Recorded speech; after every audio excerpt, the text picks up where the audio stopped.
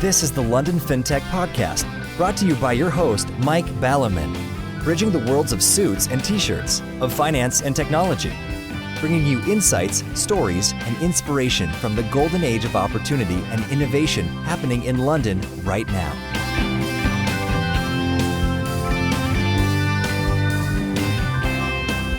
Hi, this is Mike Ballerman, and this is the London Fintech Podcast, episode 212. Brought to you in association with Smart and enlistedboard.com, and I'm delighted to be joined today by Gbenga Ajayi, partner and head of Africa at QED Investors, to talk about Fintech in Africa.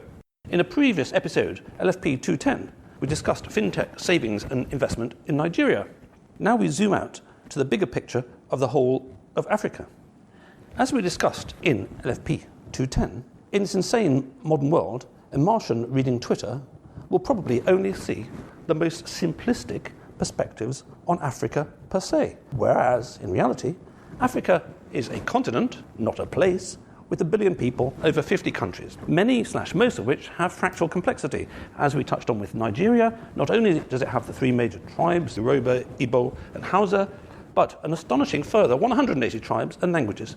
And that's just one country. Still some 50 countries to go to cover a full map. The other factor that the Martian won't have to wait long to see on Twitter is an emphasis on colonialism. Again, as if colonialism was one thing. In reality, there's an astonishing spectrum between, say, King Leopold of Belgium's insanely cruel rule in the Congo, to, on the other hand, the British and their West African squadron devoting considerable resources to the eventual abolition of the slave trade in the 19th century. Again, back to the fractal nature of complex topics. Using colonialism as one word, again, covers up more than it reveals. The British Empire alone was not a thing, but was a collection of dominions, colonies, protectorates, mandates, and other territories, and the difference between these were quite huge. The other random factoid I happened across recently, which was a surprise to me, shows what a blip European powers actually were. Their direct involvement in Africa was, by the late 19th century, a mere 10% of the continent under European control, whereas after the so-called scramble for Africa, by 1914, European powers controlled 90%. Half a century later, and roughly all the powers had packed up and gone home. A Martian, who after some time had blocked all the woke and got on to deeper matters, might also find out that governance has remained a long-term challenge in Africa. But with a little more research, he would soon find the Ibrahim African Governance Index, which shows a huge range of scores out of 100, from the likes of 19 or 20 from Somalia and South Sudan, to, on the mainland, Botswana, Tunisia at 66 to 70. Again, huge complexity within a continent, admitting of no simple summary. But, be that as it may, the same point remains. A vast part of the globe, with countless peoples, ranging from hunter-gatherers, I believe still, to Chinese-built railways, which are way faster than those in the UK. It is complex and widely misunderstood. So, let's tear everything up, but talking of greenism and insanity in the so-called West, let's not forget that at the heart of West's insane greenism is still some terrible exploitation of the continent. Greenism relies on cobalt and lithium, as we know. 60% of cobalt and lithium comes from the Democratic Republic of Congo, where unregulated mines use children as young as 7, who, as miners, breathe in the cobalt-laden dust that can cause fatal lung ailments. Sometimes I feel the world is going backwards, not forwards. Anyway, what do I know? Next to nothing, and most of that is wrong. Thus, it is with great pleasure that I have a real expert to help us understand some of the basic layout of fintech in Africa. Plenty to talk about, so let's get on with the show. Good morning, Gbenga. Thank you for joining me on the show today. Thanks, Mike. Thanks for having me. It's great to be here. As I say, by complete coincidence, we're recording this on the 1st of September, which is the day that LFP210, Odun of Piggyvest, co-founder of Piggyvest, is released. She's Nigerian like you. I'm starting to think that everybody's Nigerian. And as I mentioned, we covered a little bit about Nigeria at the time. Forgetting my waffly intro, you were born in Nigeria. So maybe just as a sort of chit-chat intro, you can give us a little bit of a feeling for what a Nigerian knows or thinks about the rest of Africa being a vast continent. I mean, I'm a little older than you perhaps, and when I was at school, or certainly perhaps up to the age of 20, I knew next to nothing about the rest of Europe, right. Other than the French are bad, and quite often the Germans are bad, and everything beyond that we really knew very little about. So actually I didn't know much about Europe as a whole, but as I say, there's such a thing about pigeonholing all Africans as the same, which they're certainly not. So what did you know about Africa? So I think it's actually super interesting that most, I think, Africans that had the privilege of going to school have some sort of knowledge about Africa, and this is because a lot of you talked there about sort of colonialism, right? So African liberalization from Europeans, for example, was fought mainly as a continent. And so you learn these things in school, that there's a lot of other countries that are outside kind of where you are. And so in general, people tend to be aware of sort of the African continent, other countries. For example, Nelson Mandela in my own generation, everybody knows who that is and what country he's from and why he's about. But I think it's only when you kind of really start to, in my generation, started to get older and travel around, do you really kind of see that even though there's a lot more other countries, there are huge similarities, but also huge differences, right?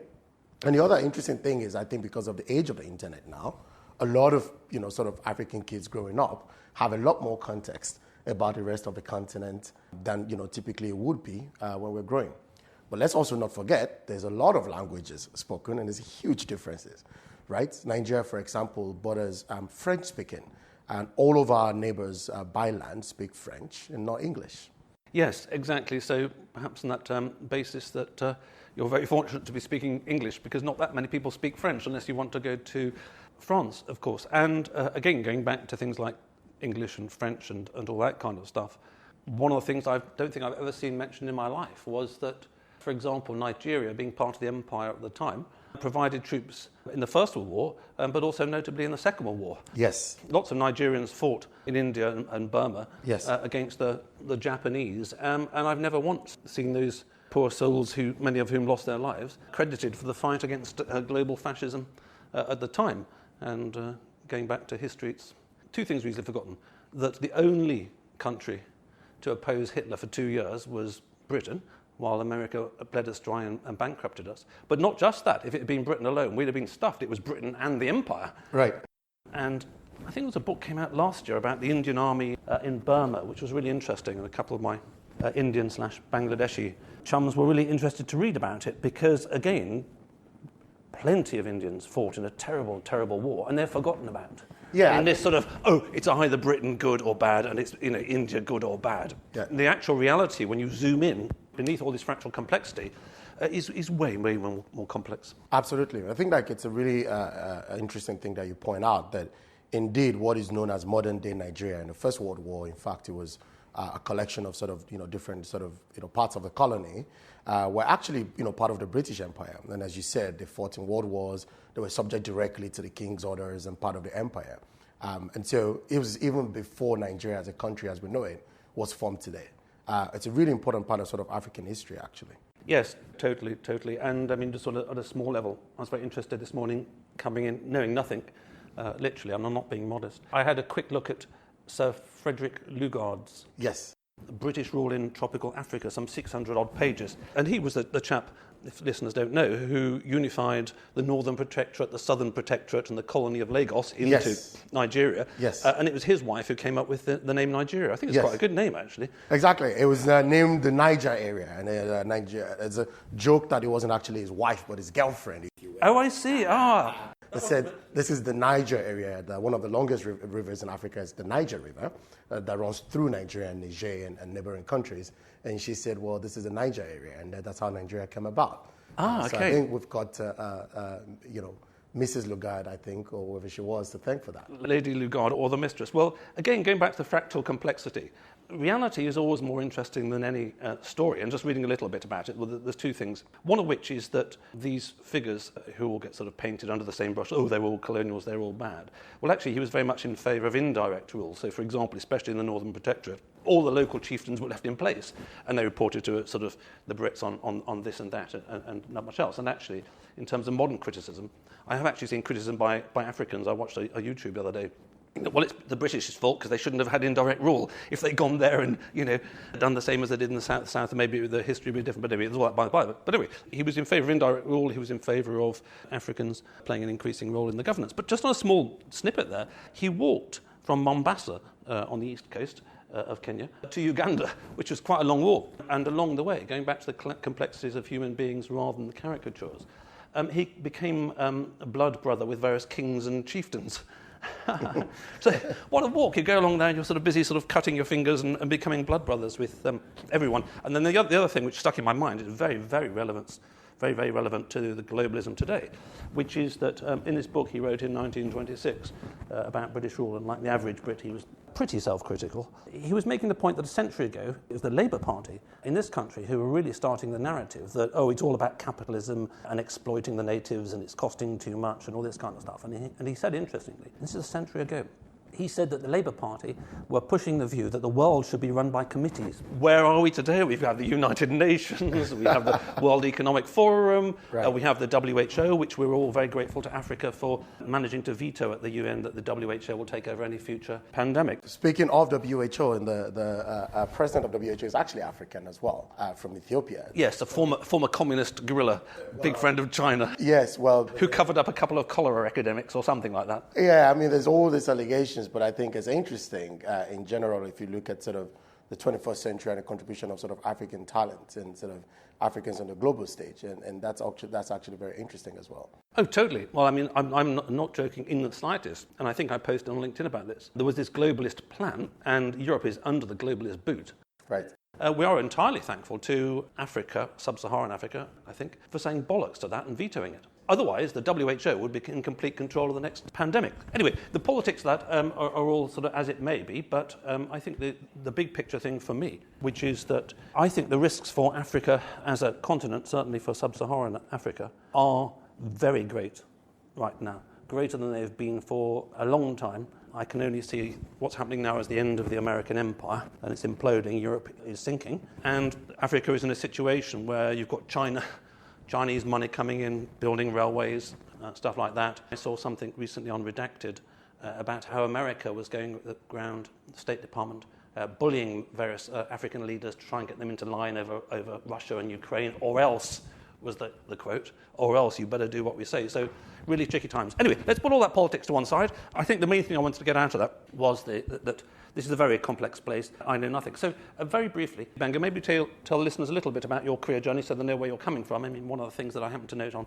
LinkedIn was you have 6 years at a company called Google, who I used to use for search, actually, back in the day before I became a sort of a dissident. But anyway, yes, I still heard of them. Well, that's an interesting place to start. Yes, I did spend 6 years at a company called Google, and actually, in fact, did work on sort of Google search. One of my roles while I was there was actually to help localize and make Google search much better in Nigeria and South Africa and some of the African countries, like the way it is in Europe. So, my career is actually one of those ones that's like really interesting. I think it's probably divided into three. So I have sort of like a tech background. As you said, I spent a ton of time at Google. I think one of the interesting things there was I joined when a lot of digitization waves started to happen, right? I think, for the period I was there, we saw mobile phones and smartphones usage kind of grow like something like, 7 or 8 times. We saw YouTube views grow, 12, 14, 15 times. So it's a really interesting time as a lot of Africans were starting to come online and starting to actually engage with services. And I think it forms the basis for a lot of what Fintech founders today are actually like innovating on top of that. After Google, I spent some time in sort of Fintech in London.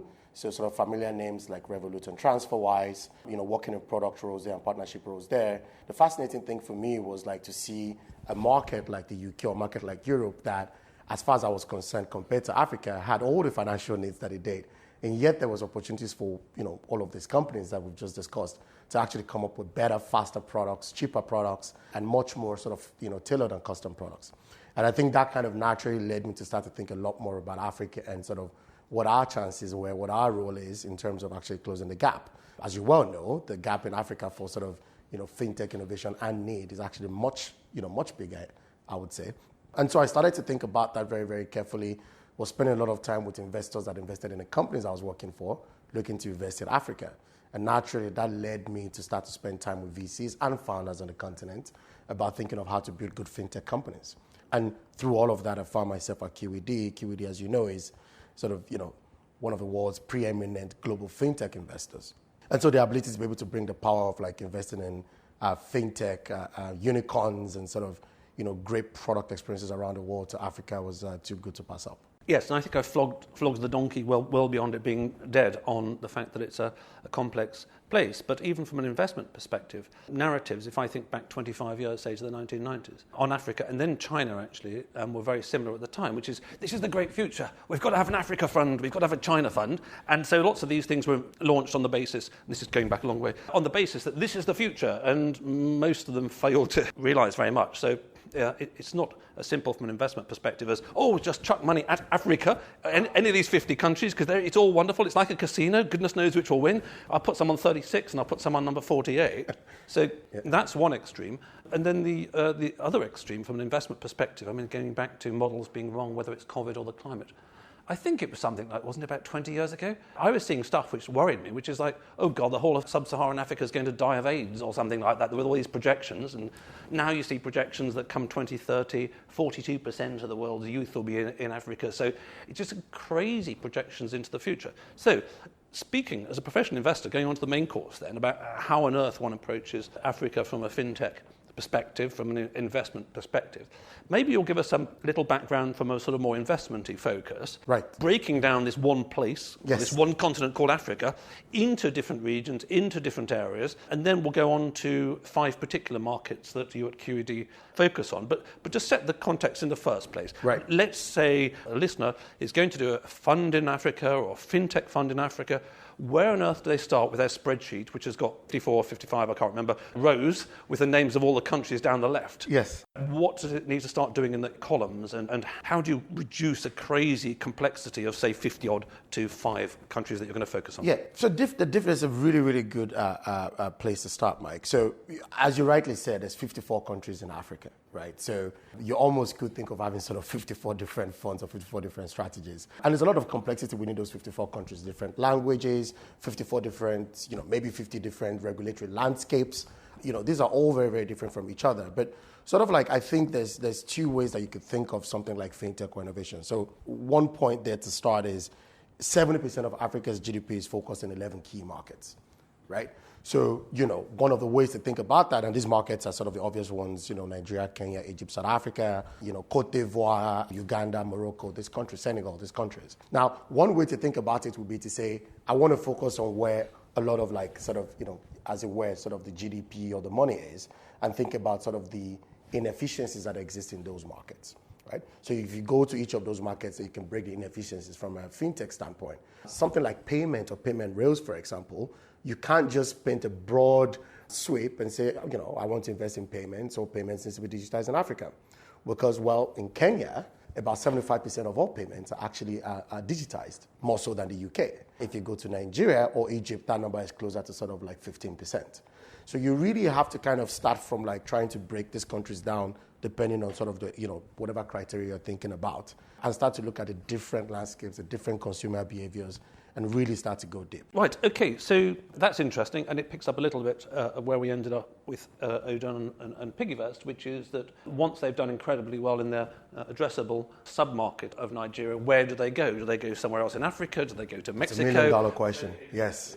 Or actually, given they were doing a raise, presumably more than $1 million question. I think it's $1 billion question for Odon and some other startups. That's a very big raise if they're doing $1 billion raise. I shall definitely, even I will notice that one in the press. So, by definition, from a kind of mainstream investment perspective, you've got to go with the GNPs. I mean, there's just in passing, there's another argument which says, and we'll stick 5 or 10% of our fund in countries outside that. Yes. Because the upside from sort of these countries that are 19 or 20 governance out of 100, although they tend to have civil wars, which doesn't really help, is a hell of a lot. Yes. If you, for the sake of argument, I don't know, let's say you invest in US fintech, well, actually, it's been quite high already. Actually. Yes. So before we dive into your 5 main areas, in terms of your day job, do you literally just focus on these 5, which you can explain, or do you sort of mainly focus on the 5 and then you put some sort of, higher odds bets, unquotes, elsewhere? Yeah, that's a really good question. So sort of like to kind of, touch on the 5 main markets we're focused on here. So we think of Egypt in North Africa, Nigeria in West Africa, South Africa and Southern Africa, and Kenya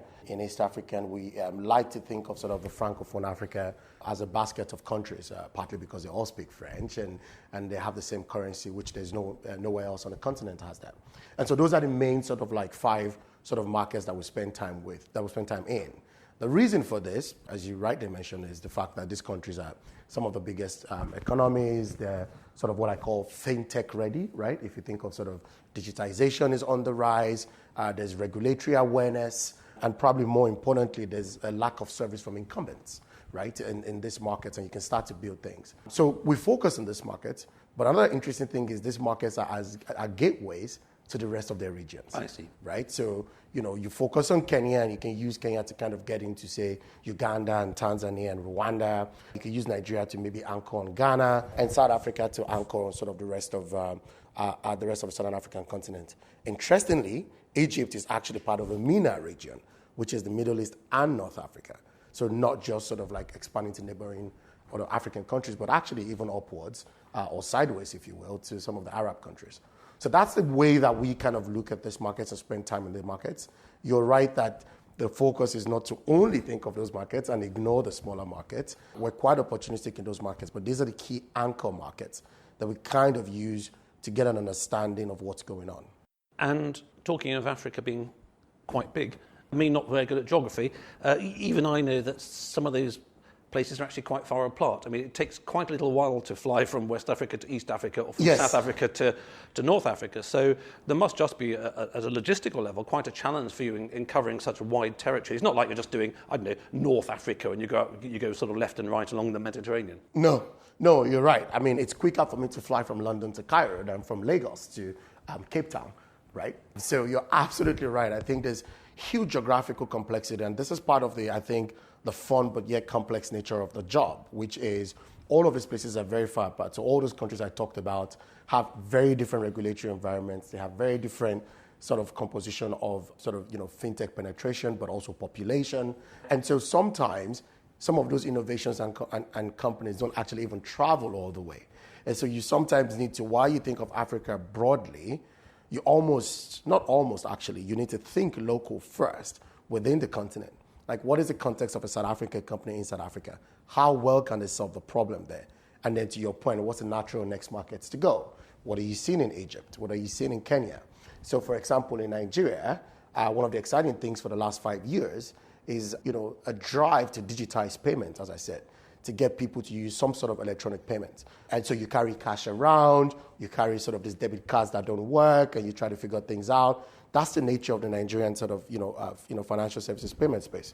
If you go to Kenya, which is about sort of 6-hour flight away, you rarely see cash, and everybody pays with their mobile phone, right? So these are sort of like the things to kind of like, think about that are very, very different, not just geographically, but also consumer behavior.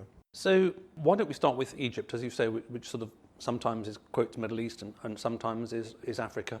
I have to say that in my immense ignorance, I know absolutely nothing about Egypt. I do know that it's got some pyramids and they were built quite a while ago and they haven't all fallen down yet, but that's about as far as it goes. So within Egypt, maybe you'd like to give the listeners a little bit of a feel for sort of 2 or 3 or 1 or 2 key fintechs who are there and the kind of things that are happening in Egypt. Yeah, Egypt is a fascinating country. I think it's the sort of third largest country on the continent by population after Nigeria and Ethiopia. And it's about 100 million people. Now, one of the interesting things about that is 100 million people, depending on who you ask, is about 4 to 5 million SMEs. And about 90% of the transactions in that country is done by cash. And so without even kind of, getting into some of the other things that we look about in terms of, savings and credit, you already see such an interesting conundrum for digitizing sort of, payments in Egypt. The regulator there, in my opinion, is actually one of the most sort of aware regulators. They already have a fintech playbook. They have a fintech regulatory sort of, cover.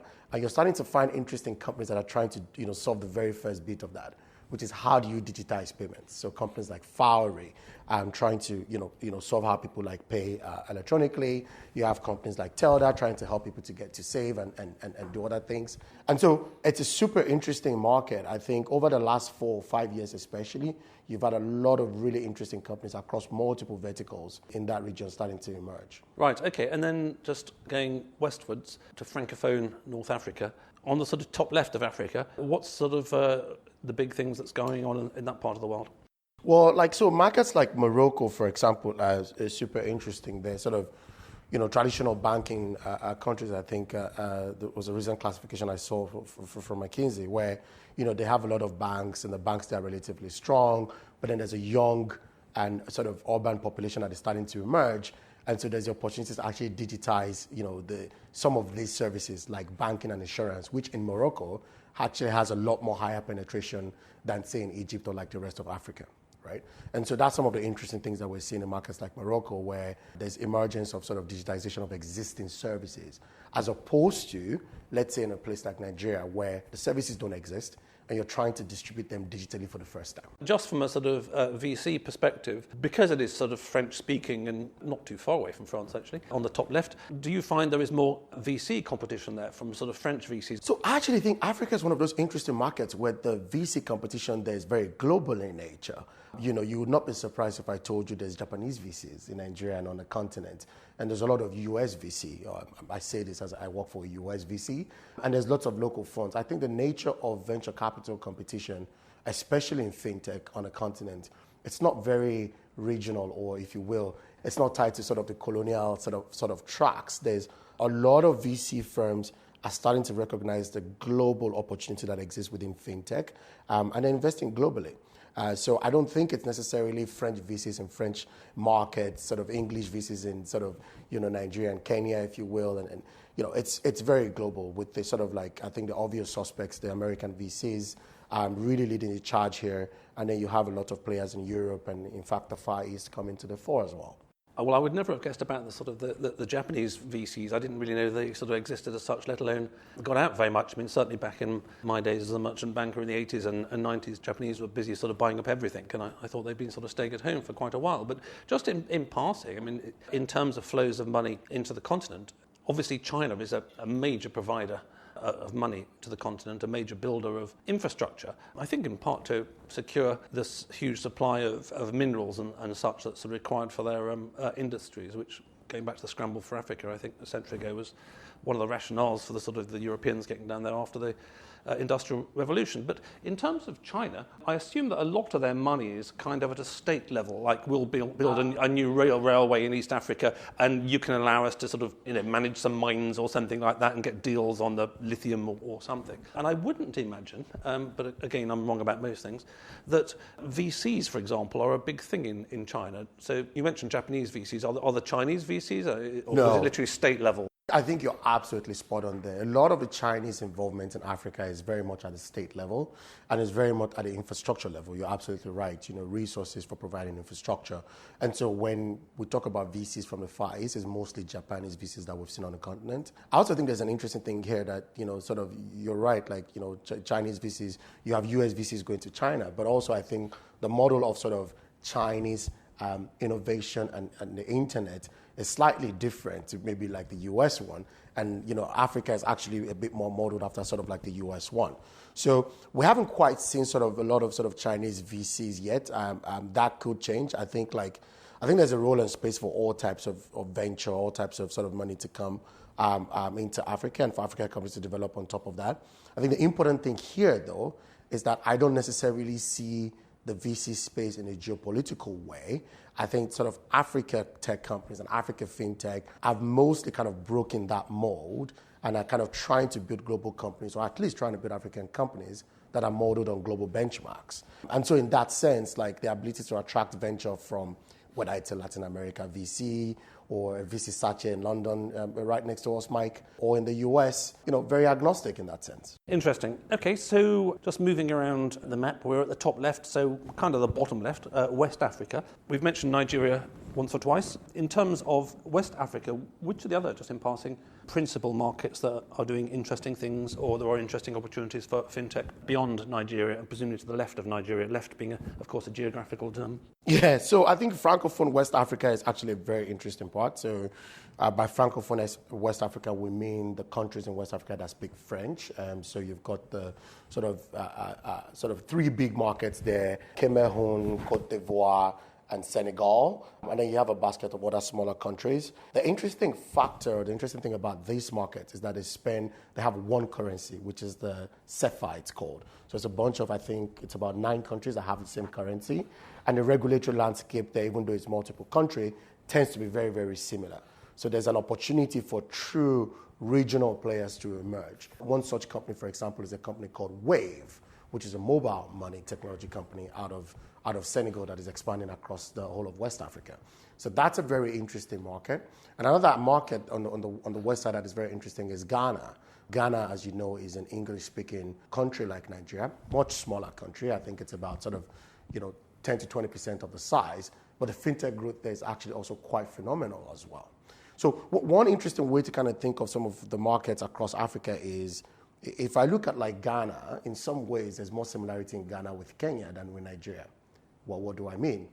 So this advent of mobile money, the idea that you can spend money in fiat on your mobile phone, not necessarily from sort of an app-based, but actually tied to your identity and your sort of SIM card, if you will, rather than your device, is something that is quite prominent in Kenya, in Uganda, and in Ghana.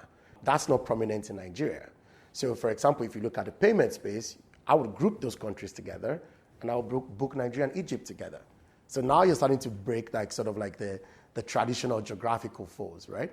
Then if you think of countries where banking penetration as a proportion of adults is very high, I would group South Africa and Morocco together, for example. So you start to see these things where the geographic location of these countries are important to understand some of sort of trade corridors and sort of currencies and languages. But when it comes to investing, in fact, sometimes you could have 2 or 3 countries in the same basket in different parts of the continent. Fascinating, and it's a good example of, I say, that reality is always far more interesting than any abstractions one might make. And also that, as always, it really helps to find somebody who knows something to talk to. Yeah. Because by definition, they know something, I guess. Okay, so we've touched on East Africa via Kenya. South Africa, many people have heard of South Africa. It's at the bottom for these people who don't know geography. Yeah, South Africa is a fascinating market. Like, it's probably the market in Africa that looks most like, like your OECD average, if you look at some of the numbers. So it looks very much like the UK in terms of, credit penetration, insurance, banking. Well, UK will be starting to look like South Africa in the winter with brownouts and all that kind of stuff, because they certainly have problems with electricity supply down there too, but for different reasons. Well, I can't tell you South Africa is a better place to be in the winter, but that's a separate conversation. Yeah, sure. Than in the UK, Mike. But look, the interesting thing about South Africa is like, it's one of those things where if you look at it from the very top, the numbers, if you think from a fintech standpoint or indeed from a macro standpoint, look very, very interesting. But if you go within the country, you start to realize it's a tale of 2 South Africas, if not 3. There's a part of South Africa that is heavily banked, heavily creditized, and has access to all of the sort of world-leading, payment rails, etc. Is that the bottom left? The Cape. The Cape, and not just the Cape, but also just the demographic, if you will, within South Africa. And then there's another South Africa that is kind of almost excluded from sort of that lack of thing. So if you think of, say again, if you go back to Nigeria, Egypt, what the fintechs they are trying to do is to create new companies and new products and new services for people who've never had them before at all. And they're trying to do that by connecting them to what's happening elsewhere in the world, right? So lots of Egyptians will get their first cards only in the next, 5 years. Lots of Nigerians got their first cards only in the last 5 years. If you think of South Africa, for example, a lot of what's happening is trying to connect some part of South Africa to the other part of South Africa. So it's a very, very interesting market. And, there's, a couple of companies that are super interesting. There's a company called Yoko, which is a payment sort of company for SMEs. Sort of acquiring terminal for SMEs across the country. There's a company there called Lula Land, which is now called Lula, which is a sort of a new bank and SME sort of credit provider for small businesses across the continent. So I think one of the interesting things for me about South Africa is that there is, the tale of 2 South Africas and this ability to innovate for one part of the country while actually carrying the other part along and actually making things sort of much faster. And I think one point to actually talk about here is if we talk about a convergence point, which I think is a really important thing if you think of the continent. If we talk about a convergence point of, why is fintech important in Africa now? Why is this a good time? We always ask our founders this when we do investments, which is, why now? Why not 5 years ago? Why not 10 years ago? There's like maybe sort of, 3 main things that I can think of. The first thing is digitization. So digitization is on the rise, right? Both on sort of like the device side and the access side. So a lot of Africans are getting access to smartphones for the very first time. A lot of Africans are in their second or third smartphones now, and so they know how to access the internet. Data costs have been going on around 10% per annum for the last 5 years. So access and accessibility is increasing. And what that means is that people are going to expect to do a lot more with their mobile phone, right? The second thing is a lack of service from incumbents. So the credit penetration in Nigeria, formal credit penetration in Nigeria, is less than 5%. And by credit penetration, you mean precisely what? I mean, formal credit penetration, i.e., there's an institution that gives you credit in some form. Where you can borrow money. Where you can borrow money. Because as Odin was saying about Nigeria, it doesn't really work on a credit basis. No, and the credit that exists there is informal. It's you borrow money from sort of a local community, from somebody down the road. So a little bit like China was, there weren't any banks because in China's case, the Cultural Revolution and all that kind of stuff. So it kind of had to grow up into fintech because there was no consumer lending in the first place. Exactly, right? And so if you think of that for, say like Nigeria, for example, you've got, I think, 60 million debit cards or something like that. You've got less than 500,000 credit cards, for example, right? So you've got this sort of like prime opportunity for the incumbents have not been able to like provide the right services, or maybe if you think of mortgages in a place like sort of Kenya and Nigeria, those things are sort of not very, very common. So that's the second point, lack of insurance penetration. And the third thing I think is what I call the fintech readiness. So of course, the fintech readiness of a market. It's everything from sort of what's the regulatory landscape in that market, are there existing payment rails, APIs for people to start to build new services on top of that? Is there enough talent in the country to actually develop these products and these companies? And when you look across the continent with each of those things, the sort of fintech readiness, the lack of service from income-based digitization, they're all at different and varying levels. And that's part of why I think sort of investing in Africa or being a fintech in Africa is a very complex thing and something that you have to take a very local approach to. Okay, so that's very interesting and very clear about where it's all going in the future and the fractal complexity of the whole thing. Hearing you, it's got the dilemma in a sense that it always had of kind of economic globalization and a tech world where Google's everywhere and information flows very rapidly and you can find out all this stuff. So there's this kind of convergence thing going on, yet at the same time a desire to retain some local identity, that people are something more than just homo economicus, consumers, producers around the world, all indistinguishable. So there's a kind of the convergence as well as the culture, and culture gets glossed over very rapidly, of course, in an economic-driven world. Anyway, before we wrap up the show, I'd like to thank all your listeners out there. A special shout-out this week to any listeners in Africa and my brand partners for the podcast. Smart is transforming pensions and retirement worldwide. Their leading-edge retirement tech platform propelled them to success in the UK. Now they're operating on 4 continents and working with partners like Zurich and JP Morgan. Find out more at www.smart.co. The unlistedboard.com, your guide to entrepreneurial governance and how you can start making your board an engine of growth today. Okay, so that's been a fascinating coverage, Gbenga. As we were discussing before we started, on such a vast topic like this, we can only get a little bit of a taste for what's going on, but I certainly know a lot more than I knew before. It's very nice, given, as I say, the bizarre focus is elsewhere, to be talking about the 21st century in Africa. The 19th century is a long, long time ago.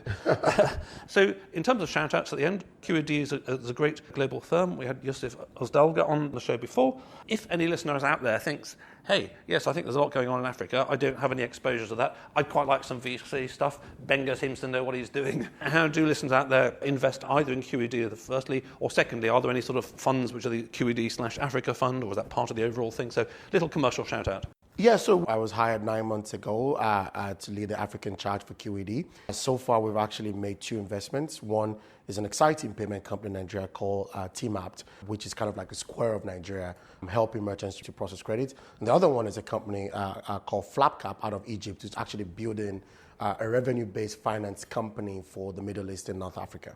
So we're off to a good start. We've invested in 2 of the markets already. We're very excited to talk to founders and invest in sort of a lot of the kind of companies that we've invested in elsewhere, but also like companies that are very local to Africa. So feel free to reach out, to ping me on LinkedIn, to add me if you have an interest in fintech company. We always love to talk to fintechs. QED likes to pride itself, and I think we are the best fintech advice founders can find anywhere. And so even if we end up sort of not investing in you, I think Yusuf mentioned this the time he was on the show, we'd love to help founders build companies. So that's it. And in terms of like an Africa fund, QED operates one global fund. And so we invest out of one global bucket, whether it's in India, Indonesia, the US, UK, Bulgaria, Dublin, or Nigeria. And so we'll be interested also to start to speak to local sort of LPs in Africa. I think that QED is a great vehicle to help to kind of increase access and actually make the lives of millions of Africans better through digital financial services and through the companies that we invest in. And so, we would be very happy to speak to LPs as well as we kind of just start out this journey. But very excited to be here, very excited for QED to be investing on the continent. And this is the beginning. This is the beginning for us. Excellent. Well, that's been a very clear, quick tour d'horizon. We've covered a vast continent. There's all sorts of complexities going on. I love some of the takeaways, such as that sort of Morocco is more comparable to Kenya and all these kind of things that you would never guess before. And so, on my behalf, and also on behalf of our listeners, I thank you for that very clear exposition, and I wish you and QED every success in the future, globally as well as in Africa. Thank you, Mike. It's great to be here. Thanks for listening. If you're in need of a non-executive or advisory director with deep expertise, experience and contacts in the worlds of both traditional FS and Fintech, or unique insight into how to make your board an engine of growth today, contact me at mike@mikeballiman.com. If you just need one-off advice in these areas, via clarity.fm/mikeballiman. We could sit in a bender all day, watching the firelight dance, watching the firelight dance.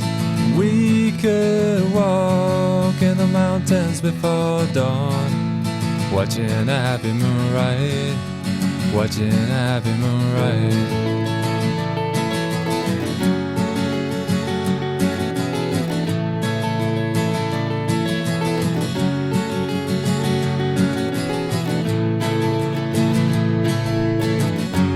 Come away from the city, with the tarmac so dead and the people so sad. Come away from the city, with the faces so grey, with the pain of the everyday.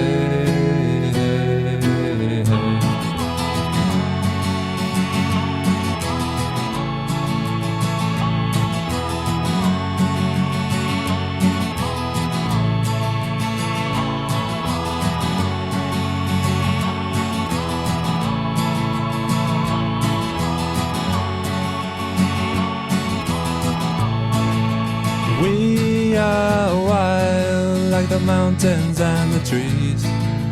Can you see what I mean? Can you see what I mean? We fit in between the earth and the sky. Kiss the city goodbye, wave the city goodbye,